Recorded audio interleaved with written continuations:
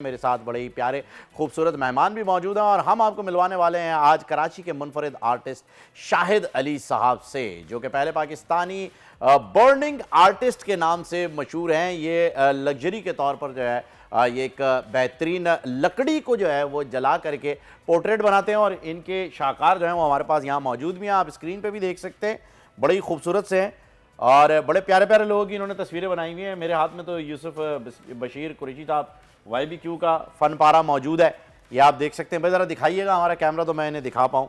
ये देखें जी, YBQ साहब की भी तस्वीर है, अहमद शाह साहब भी हैं और भी बहुत सारी तस्वीर यहाँ पे मौजूद हैं। ये सारी की सारी लकड़ी पर बनी हुई हैं और फायर के ज़रिए जो है वो आग के ज़रिए, यानी ये जो अभी आपने देखा भी कि जिस तरीके से बनाते हैं, एक बर्नर इनके पास है और उसे उस टूल को कहते क्या हैं ये तो खैर हम शाहिद साहब से ही जानेंगे, क्योंकि टेक्निकल हम इतने ज़्यादा स्ट्रॉन्ग नहीं है। हमें तो वह बर्नर नज़र आया, हम तो वेल्डिंग शेल्डिंग करते हैं भाई उससे, लेकिन इतने टेक्निकल और इतने क्रिएटिव हम नहीं हो सकते जितने शाहिद साहब हैं। तो इनको वेलकम करते हैं सर। अस्सलाम वालेकुम शाहिद साहब, बहुत बहुत मुबारक हो आपको सर। आप बेहतरीन जो है वो आपका एक टैलेंट जो है वो इस वक्त सर चढ़कर बोल रहा है पूरे पाकिस्तान में। आपकी जो है वो एक नॉइस क्रिएट हो चुकी है। तो ये बताइए कि ये जो आर्ट आपका बर्निंग आर्टिस्ट जो आप बने हुए हैं, तो इसकी वजह दिल जले होना है या ऐसे ही बस आपने कहा कि यार चलो कुछ करते हैं? नहीं, दिल जले तो कोई ऐसी बात नहीं, बहुत सारे ऐसे होते हैं, शायर होते हैं जी, वो बड़े फख्र से कहते हैं जी हम दिल जले हैं इसलिए हमने शायरी शुरू कर दी। तो आपने ये जो जलाओ घिराव का काम शुरू किया है, ये कैसे, मतलब ये एक इंसानी जहन के अंदर ये कैफियत कैसे आती है, किसे देख के इंस्पायर हुए? देखिए, इंस्पायरेशन जो है मेरी वो तो बहुत पुरानी है, 94 में है। अच्छा। क्योंकि मैगजीन्स वगैरह हम लेने जाते तो ऑयल पेंटिंग के हवाले से रेफरेंस के लिए, तो उसमें ये चीज़ मुझे दिखी तो मैं इसको देख के बड़ा क्लिक हुआ, बड़ा मुतासर हुआ। मैंने प्रैक्टिस करना शुरू करी। अब उस ज़माने में ज़ाहिर चीज़ें भी अवेलेबल नहीं थी, तो 2-4 साल प्रैक्टिस करते करते कुछ फिर बीच में गैप आया, इतना लोग इसको जानते नहीं थे, तो मैं वापस ऑयल पेंटिंग की तरफ आ गया। तो अरसा तकरीबन 8-10 साल से मैं वापस इसको कर रहा हूँ कंटिन्यू। अब ये यूनिक आइटम है और मैं करना भी यही चाहता था कि ऑयल पेंटिंग या वाटर कलर तो सभी करते हैं, कुछ अलग से होना चाहिए।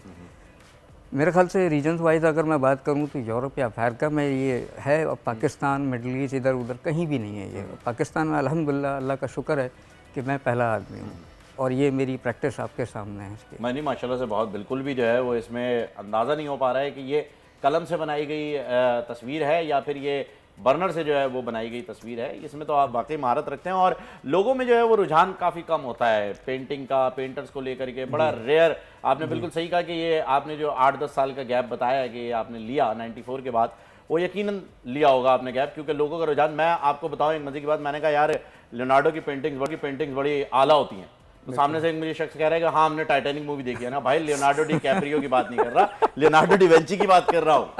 लियोनार्डो डी विंची की पेंटिंग्स बहुत आला है। कहता अच्छा वो कौन है, मतलब यहाँ तक तो लोगों का जो है वो रुझान आ चुका है कि उन्हें यही नहीं मालूम कि भाई कौन है कौन नहीं है। तो मुझे ये बताइए कि आपके फेवरेट पेंटर जो हैं वो कौन रहा है? मतलब अगर हम बर सगीर की बात करें, MF हुसैन साहब हैं, सादकैन साहब हैं, गुलजी, उनका एब्स्ट्रैक्ट आर्ट बड़ा आला था। आपकी इंस्पिरेशन कहाँ से हासिल हुई? मेरी इंस्पिरेशन जो है वो मेरे उस्ताद इकबाल मेहदी से है। अच्छा। मैं 80 से 84 तक उनके पास रहा हूँ, ऑयल पेंटिंग वगैरह उनसे सीखी है, जो कुछ भी है। फिर उसके बाद अपना रास्ता अलग हो गया, खुद ही इसमें कोशिश करने लगे और काफ़ी ऑयल पेंटिंग भी बनाई है, US वगैरह अभी भी मेरा काम गया हुआ है बहुत। लेकिन मुझे जितना मज़ा इसमें आने लगा है अब ऑयल पेंटिंग में नहीं आता। हालांकि इसके यहाँ पर कोई टूल्स नहीं मिलते। इसका सबसे बड़ा प्रूफ ये है कि यहाँ कोई काम नहीं करता, कि यहाँ टूल्स ही नहीं है। ये टूल्स भी हमने जनरेट किए थे। अच्छा, ये खुद आपने जो है वो ऑल्टरेशन करके जो है बना लिए हैं? मेरे साहबजादे जो माशाल्लाह टेक्निकल हैं, तो वो उन्होंने ही सारा, और ये बर्नल ब्लू टॉर्च वगैरह ये तो शेफ वगैरह यूज़ करते हैं। हम पाकिस्तानी हैं तो उसको कहीं ना कहीं कन्वर्ट करके अपने मतलब के लिए इस्तेमाल कर ही लेते हैं चीज़ें। यानी अगर हम अपनी ज़बान में इस्तेमाल करें तो जुगाड़ एग्जैक्टली जुगाड़ जो है वो लगा लिया। बिल्कुल। अच्छा, मुझे ये बताइएगा शाहिद साहब, ये जो, बल्कि ये दिखाएं ज़रा, ये मैं खुद ही देखना चाहूँगा। ये तो शाह साहब हैं जी, अहमद शाह साहब जो हैं ये आ गए। ये देखें जी, ये आर्ट्स काउंसिल के जो हैं वो प्रेसिडेंट हमारे शाह साहब, बड़े प्यारे इंसान माशाल्लाह। जब भी मिलेंगे मुस्कुराते हुए मिलेंगे आपको, और इस वक्त इस तस्वीर में भी मुस्कुरा रहे हैं। बड़ी प्यारी तस्वीर जो है वो आपने बनाई है, इसको भी जो है वो यहीं रख देते हैं हम। अच्छा, मुझे बताइएगा शाहिद साहब कि ये एक फनपारा बनाने में आपको कितना वक्त जो है वो दरकार होता है? देखिए डिपेंड करता है साइज़ पर। अगर आपका एक साइज़ अगर हम जैसे इस ये साइज़ की बात कर ये लें। साइज़ की अगर आप बात करते हैं तो हार्डली मुझे 5 to 6 डे लगेंगे, ओके। क्योंकि उसकी सबसे बड़ी वजह ये है कि ये इरेजिंग हाँ, वर्क नहीं है। गलत हुआ तो डब्बा। ये अगर बर्न हो गया गलत तो फिर ये गया, बिल्कुल गया, फिर क्योंकि next इसमें आप- जो हो गया ये हाँ, वो बिल्कुल। तीर है जो कमान से निकल निकल गया तो जहाँ निकल भी गया, फिर लगे। निशाने पे ही जाके बिल्कुल। लगेगा। हो सकता है कभी निशाने पे ना भी लगे। इसमें तो मटेरियल कॉस्ट भी बड़ी लग जाती होगी आपकी। बिल्कुल लगती क्योंकि भाई इंसान तो खता का पुतला है, जरूरी नहीं है कि हर चीज परफेक्ट ही हो। बिल्कुल होती कई है, गलतियां हो mistake सकती हैं, फिर जरा- ये बोर्ड खराब, फिर वक्त खराब, फिर ये सारी चीजें वेस्ट। अब बर्न मेरे हाथ में हुआ, वो फायर निकल रही है, ज़रा सा मेरा इधर माइंड हुआ और वो एक्स्ट्रा जल गया, तो वो ख़राब हो गया। फिर तो आपको अकेले में बनानी चाहिए, मॉल में नहीं बनाया करें, क्योंकि मॉल में तो माइंड वाकई इधर उधर हो जाता है अक्सर कुछ खूबसूरत चेहरे देख के फिर तो आपको बहुत ज्यादा कॉस्ट पड़ जाएगी ना। मेरे पास खूबसूरत चेहरों में सिर्फ और सिर्फ मेरे घर के लोग होते हैं अल्हम्दुलिल्लाह, और एक मेरा पेट। पेट भी आपने जो है वो रखा हुआ है, वो क्या है? तोता। भाई? तोता, मिट्ठू मियाँ रखे हुए हैं आपने। आज़ादाना घूमते हैं वो घर। भाई वाह वाह वाह वाह वाह, बेहतरीन, ज़बरदस्त, अच्छी बात है, पेट भी आपने रख लिया। अच्छा मुझे बताएं कि अभी तक आपने किसी सेलिब्रिटी की कोई पिक्चर बनाई हो और उन्हें गिफ्ट की हो, उनकी तरफ से कोई रिस्पॉन्स आया हो, कोई ऐसा हुआ है? जी मैंने सरफराज अहमद क्रिकेटर, हाँ, उनका कप्तान, बनाया। हमारे कप्तान। जी जी उनकी बनाई है। यूसुफ भाई हैं, इनकी बनाई है। और शाह साहब हैं, एक जामिन ग्रुप के हैं वो, आई एम सॉरी मैं उसका नाम ले रहा हूँ, तो उनकी बनाई है। ऐसे 4-5 लोग हैं जिनकी मैंने ज़बरदस्त। मशहूर बनाई है, क्योंकि वही बात आ जाती है कि अवेयरनेस, जब तक लोगों को अवेयरनेस नहीं होगी, लोगों को पता नहीं चलेगा, तो आदमी काम नहीं करा। अच्छा ये बर्निंग आर्ट, आपने इसको बर्निंग आर्टिस्ट का नाम सोशल मीडिया की से मशहूर हो क्या आपने दे दिया, या इस आर्ट की फॉर्म को बर्निंग आर्ट ही कहा जाता है? नहीं नहीं, ये देखें आसानी के लिए बर्निंग आर्ट कहा जा रहा है। एक्चुअल इसका नाम पायरो है, पायरो। पायरोग्राफी। Pyrography, okay. और यहाँ कॉमन मतलब लोग नहीं समझ पाते तो इसको बर्न ज़ाहिर जला के बनाते हैं। पायरोग्राफी जो है, जब आप इसमें इतना ज़्यादा इन्वॉल्व हैं और आपने इसी को जो है वो चुना है और शौक भी आपका यही है, इसके कोई इंटरनेशनली कंपटीशन होते हैं तो कहाँ होते हैं? बिल्कुल होते हैं, ना सिर्फ कंपटीशन होते हैं, बाकायदा इंस्टीट्यूट्स हैं, सिखाया जाता है वहाँ पे। यहाँ हमारे यहाँ तो ये चीज़ नहीं है, और मैं चाहूँगा कि हमारे यहाँ लोग आके इसको सीखें।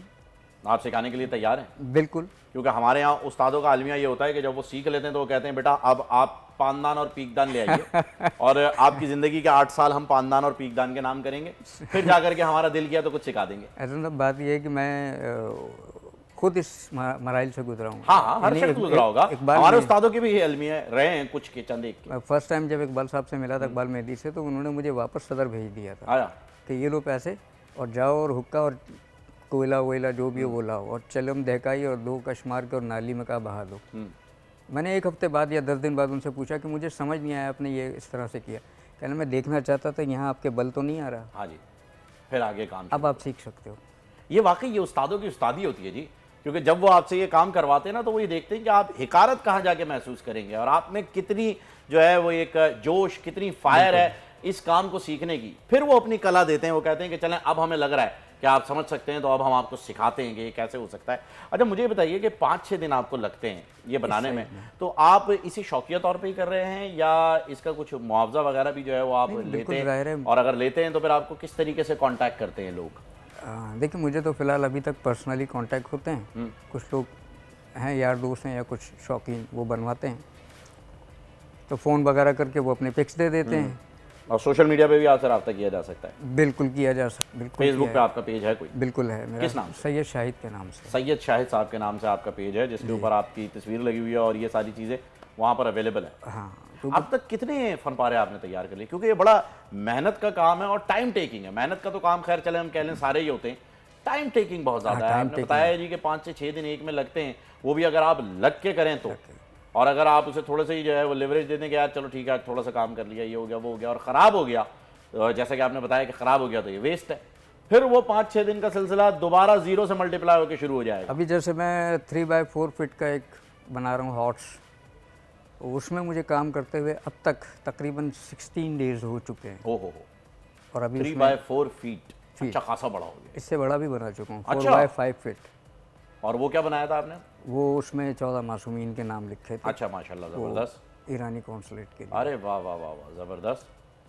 तो यहाँ पर मेरा ये ख्वाहिश भी है ख्वाहिश भी है, और बल्कि ये एजाज़ भी है कि ना सिर्फ मैं पायरोग्राफर हूँ बल्कि इसमें म्यूरल बना रहा हूँ, म्यूरल बड़े साइज़ के अच्छा, जो होते हैं ना ओके, वो, क्योंकि इंटरनेशनल में भी आपको म्यूरल नहीं मिलेंगे, मिनीचर में या नॉर्मल साइज़ में बनाते हैं। मैं अल्हम्दुलिल्लाह अब तक 3-4 म्यूरल बना चुका हूँ, अच्छा, बड़े साइज़ में। जबरदस्त। और ये जो आप बना रहे हैं ये हॉर्स, ये कब बनाए? ये हॉर्स जो है उसको पेंटिंग के अंदर कहा जाता है कि जी जिंदगी की निशानी है, जी। जिंदा दिली का जो है वो एक सिंबल है। अगर आपके घर में घोड़े की या भागते हुए घोड़े की तस्वीर लगी हुई है तो आप ये जो तस्वीर बनाने के लिए जा रहे हैं ये कितने दिन में कंप्लीट हो जाएगी? ये इंशाल्लाह इसमें ज़्यादा से ज़्यादा 4-5 दिन और लगेंगे, ये कंप्लीट हो जाएगा। अच्छा, फिर इसके बाद नेक्स्ट करेंगे। यानी इसे समझ लीजिए कि आप 3x4 का आपने साइज बताया कि 3x4 का साइज जो है वो आप 20 दिन के अंदर तैयार कर रहे हैं। इंशाल्लाह चले, जबरदस्त, माशाल्लाह। इससे जल्दी भी हो सकता है कि अगर मैं उसको टाइम ज़्यादा दूँ। ज़ाहिर है मैं अगर थक जाता हूँ तो थोड़ा गैप भी देता हूँ, और फिर ये काम है भी मूड का। अगर मूड नहीं है तो आर्टिस्ट का तो काम ही मूड पे है जबर जी। करके काम नहीं आर्टिस्ट कर का अगर सकते। मूड होगा तो काम होगा, वरना नहीं होगा। ये तो डिपेंड करता है जी आमद पे। उसे आमद किसी भी फील्ड का आर्ट हो, कोई भी आर्ट हो, आर्टिस्ट ने काम वही करना है जो उसके मूड ने उसे कहना है। तो सर ये बताइए आपके नेचर ऑफ मूड जो है जी, वो क्या है? मतलब आप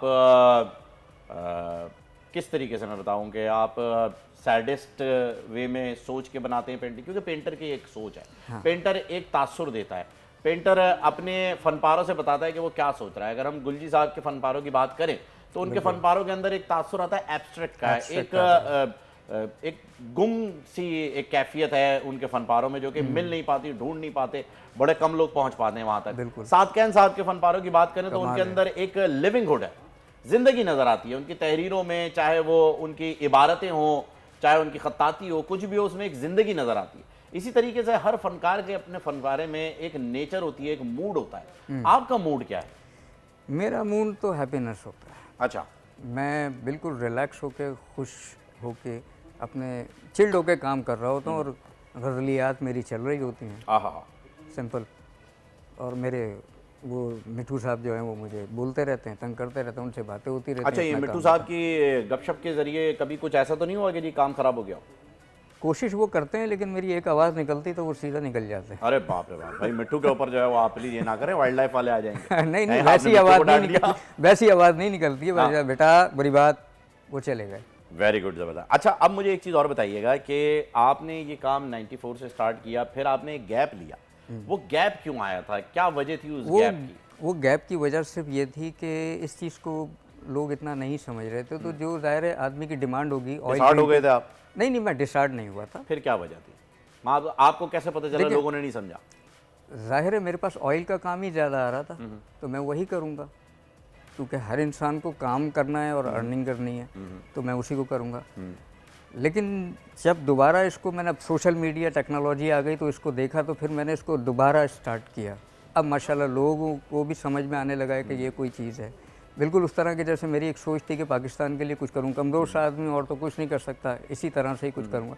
तो अभी मेरा एक इरादा ये है कि मैं इतना बड़ा म्यूरल बनाऊँ अपने नेशनल हीरो का कि शायद पाकिस्तान में किसी ने नहीं बनाया, ज़बरदस्त, वो भी बर्निंग में।